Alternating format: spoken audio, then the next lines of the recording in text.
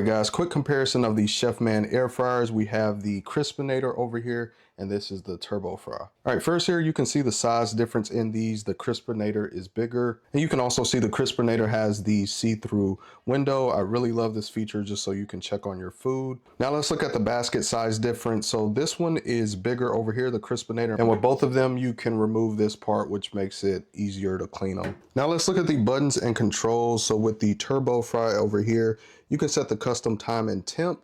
As far as presets, it only has 4. It has fish, fries, chicken, and meat. And with the Crispinator, I just like how this one looks, and you can see it's on top. So you have more settings with this one: your air fry, broil, bake, reheat, keep warm, and dehydrate. As far as the preset settings, you also have a light feature to where it will turn on that light in there. And then you can set your custom time and temp. Now let's go ahead and do a sound test comparison. We're gonna do the Crispinator first.